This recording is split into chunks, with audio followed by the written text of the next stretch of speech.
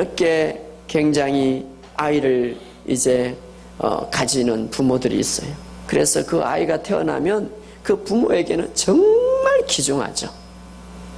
그런데 하나님께서 우리에게 너희는 특별한 보물이다. 그 이유는 바로 하나님께서 우리를 구원하기 위하여서, 다시 말하면 우리가 사탄의 어둠 속에 있었는데, 어둠의 나라에 있었는데 우리를 구원하기 위하여서, 하나님의 자녀로 삼기 위하여서 자기의 가장 귀한, 정말 하나님에게는 가장 소중한 예수 그리스도 독생자를 지불하면서 우리를 샀기 때문에 우리의 그 가치라는 것, 하나님에게서 우리의 가치라는 것은 어마어마한 거예요. 왜? 예수님과 똑같거든요. 왜?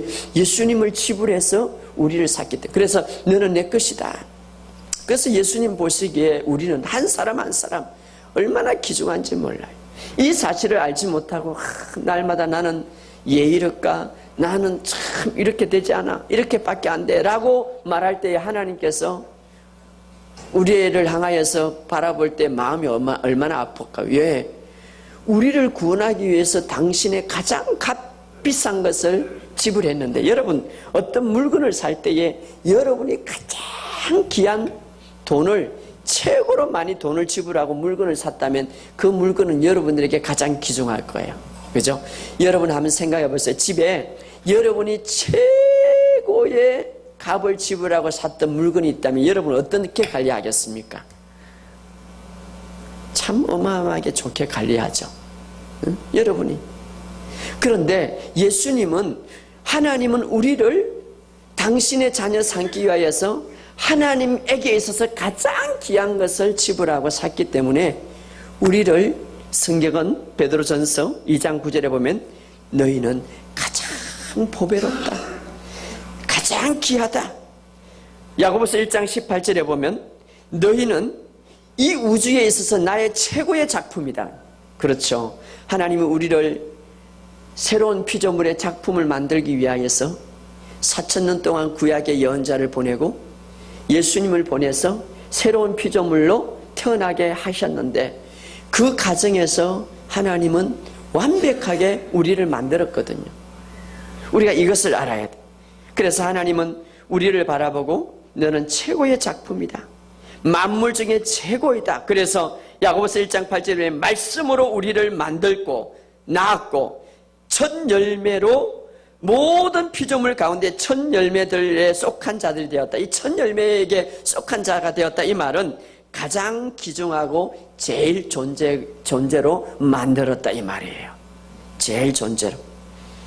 여러분 오늘 그러므로 여러분들이 이렇게 말해야 됩니다. 나는 하나님의 가장 귀한 작품이다. 따라합시다. 나는 하나님의 가장 귀한 작품이다. 나는 하나님의 특별한 작품이다. 나는 하나님의 가장 귀한 보화다. 여러분의 자녀, 저는 두 아들이 있는데요, 참 어떻게 귀한지 모르겠어요. 제 자손이 기니까 너무 아침에 일어나면 제가 뽀뽀를 했어요.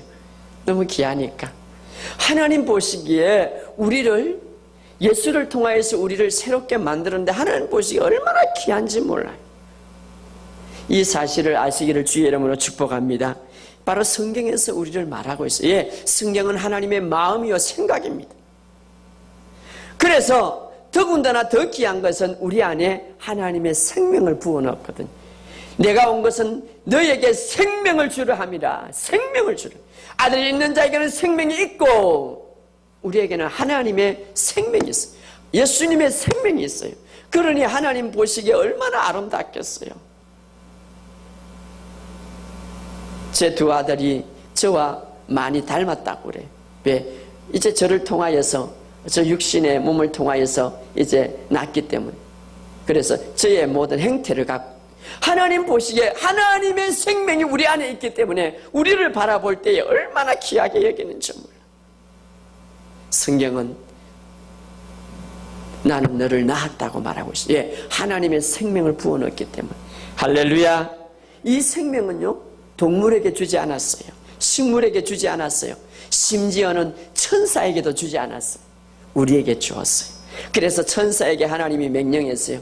나의 생명을 갖고 있는 이 하나님의 피조물들을 너희들은 섬기라. 할렐루야. 섬기라고. 천사들이 우리 주변에 있는데 너희들은 내 피조물들을 가서 섬기라는 거예요. 응? 얼마나 아름다운 존재인지. 그러니까 내 자신을 아는 것이 중요한 거예요. 내 자신을. 그래서 우리는 그리스도 안에 있으면 누구든지 새로운 피조물이라, 새롭게 태어났다 이 말이에요. 그리스도 안에서. 자, 오늘 중요한 것은 그리스도 안에서 새롭게 태어났으면 우리에게 성경은 아브라함의 씨라고 말하고 있습니다. 아브라함의 씨. 아브라함의 씨.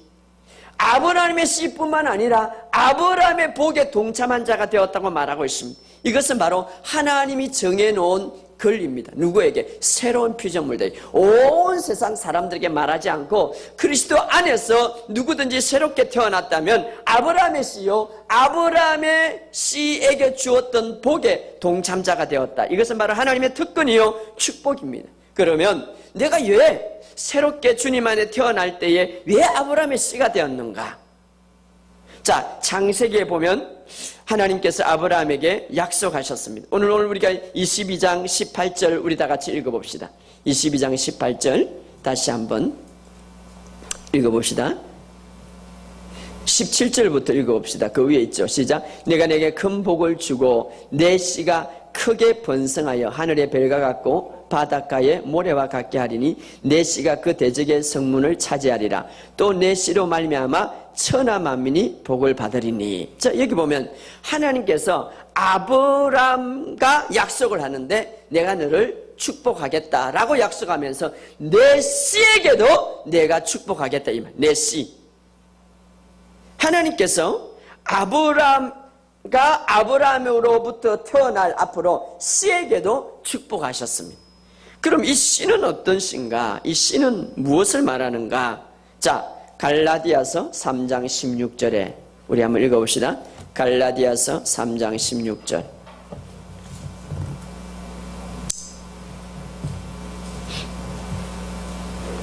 자, 이 씨는 누구를 말하는가? 단수로 되어 있어요. 씨들이라고 말하는 단수로. 자, 16절에 읽고 시작. 이 약속들은 아브라함과 그 자손에게 말씀하신 것인데 여럿을 가리켜 그 자손이다 하지 아니하고 오직 한 사람을 가리켜 내 자손이라 하였으니 곧 그리스도라. 할렐루야. 자, 이 약속은, 이 씨라는 것은 아브라함과 그 씨, 바로 예수 그리스도, 앞으로 신학에 와서 구원자로 오실 예수 그리스도에게 축복하시. 그래서 그로 말미암아 온 민족이 복을 받을 것이다. 너를 통하여서 모든 것을 복을 받을 뿐 아니라 그 씨를 통하여서 모든 복을 받을 것이다. 그 씨가 누구냐? 바로 예수 그리스도를 말하는 것. 예수 그리스도. 그래서 예수님이 오셔가지고 우리에게 생명을 주셨어요. 오늘 예수를 믿는 모든 사람들에게 생명을 주셨어요. 그 생명으로 인하여서 태어난 사람들은 바로 아브라함의 씨가 되는 거예요. 예. 자, 그리스도로 인하여서 생명을 받고 새롭게 거듭난 사람은 그리스도와 연합이 되는 거예요. 그리스도와 연합. 자, 아브람과 아브람의 씨에게 동일하게 아브람에게 축복했던 그 동일한 축복이 아브람 씨에게 축복했는데 바로 그 씨는 그리스도인데 그리스도로 인하여서 생명을 받은 모든 사람들은 그리스도와 연합이 되어서 그리스도와 함께 아브라함의 씨가 되는 거예요. 후손이 되는 거예요. 그래서 갈라디아서 3장 29절에 이렇게 말합니다. 29절 읽어봅시다. 시작. 너희가 그리스도의 것이면 곧 아브라함의 자손 약속대로 유업을 임할 자다. 너희가 그리스도의 것이면, 너희가 그리스도를 통하여서 새롭게 태어났으면 아브라함의 씨, 진짜 후손이 되었다 이 말이에요. 할렐루야. 자동적으로. 그래서 나는 아브라함의 참 후손이다 이 말이에요. 할렐루야. 아브라함의 참 후손이다.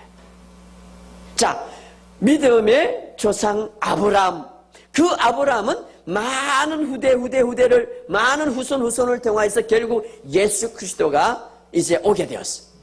바로 이 예수 그리스도를 통하여서 오늘 온 천하가 복을 받게 되었는데 그 예수님이 생명을 주므로 모든 사람들이 어떻게 생명을 받았습니까? 예수님이 나를 위해서 죽으시고 부활하신 사실을 믿고 주님이 이제 나의 주인이십니다라고 고백할 때에 그 생명이 내 안에 들어와서 나는 예수 그리스도 안에서 주님과 하나 되는 거예요. 그때에 나는 그리스도의 것이 되고 그리스도로 인하여서 그로 인하여서 아브라함의 씨가 되고 아브라함의 찬 후손이 되어서 나는 아브라함의 복에 아브라함의 후손에 동참하게 된 거예요. 할렐루야. 뿐만 아니라 두 번째로 하나님께서 아브라함을 축복할 때 아브라함 씨에게 축복했기 때문에 우리도 아브라함의 씨로서 참 후손으로서 그 축복을 동일하게 누릴 수 있는 조건을 갖춘 자가 되었다 이 말이에요.